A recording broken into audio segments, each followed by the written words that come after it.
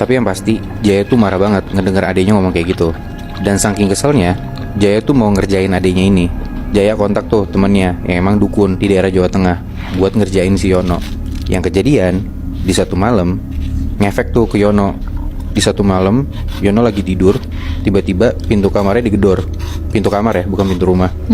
Begitu Yono buka pintu, dia lihat makhluk hitam, tingginya 2 meter, matanya merah, berdiri di depan kamarnya. Tapi ya yang kayak kita udah tahu Muy, Nat, Yono gak akan takut sama yang kayak gitu. Ya gak sih? Gak ada apa-apanya dibanding peliharaan dia lah. Udah tuh pintu ditutup, dia tidur lagi. Begitu bangun paginya, perasaan Yono tuh kesel banget. Dia tahu yang ngirimin pasti ada hubungannya sama kakaknya. Karena Yono tuh dengan masuk ke anggota sekte ini mainnya bersih banget Muy, Nat.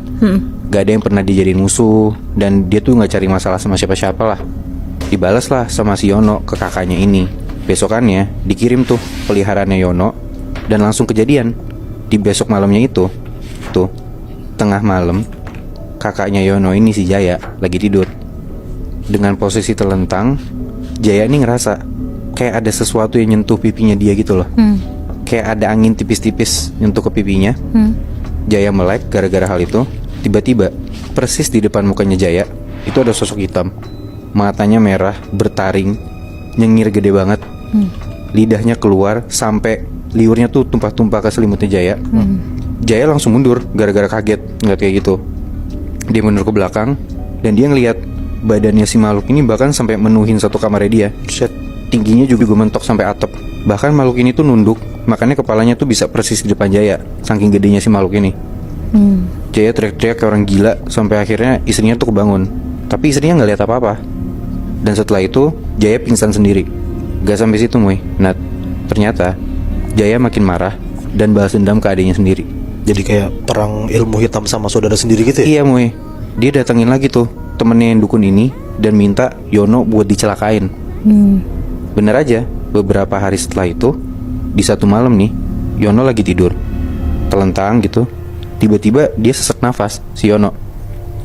Dia ngerasa lehernya kayak ada yang nyekek. Ya namanya orang pintar kali ya. Gak lama dari situ dia bisa tuh ngelawan si makhluk kiriman ini. Dan udah pasti setelah si Yono kejadian kayak gitu, dilawan lagi nih kakaknya Muy, Nat. Tapi kali ini Yono tuh gak nyelakain kakaknya. Di besok malamnya, di tengah malam, kejadian tuh apa yang dilakuin sama Yono ke Jaya. Jaya kebangun lagi. Tapi kali ini bukan gara-gara ada sesuatu di mukanya Jaya. Jaya kebangun gara-gara dia dengar istrinya tuh gerasa-gerusuk, kayak ngeronta-ronta gitu loh. Pas si Jaya bangun dan dia nengok ke arah istrinya, ternyata istrinya ini udah dipegangin tangan, kaki, sama mulut istrinya. Itu dipegang dan mulutnya ditutup sama makhluk-makhluk yang badannya kecil, telanjang, perutnya buncit tapi mukanya tua. Tuyul, Bi. Kayak tuyul tapi mukanya tua, Nat. Dan kayak, sorry ya, istrinya tuh kayak diperkosa rame-rame gitu loh sama makhluk-makhluk ini. Serem banget. Parah banget kan? Itu chaos banget Muy, Nat. Dan dari situ Jaya tuh panik banget, malah takut. Bukan mau ngebalas adiknya lagi karena dia ngerasa anjir ini udah parah banget gitu loh. Dan dia bener-bener gak mau macam-macam lagi sama adiknya. Tapi yang kasihannya Muy, Nat, yang dia pikir semuanya tuh berhenti sampai situ aja, gara-gara yaudah gue kalah nih, kayak gue takut sama adik gue. Ternyata gak sampai situ Muy, Nat.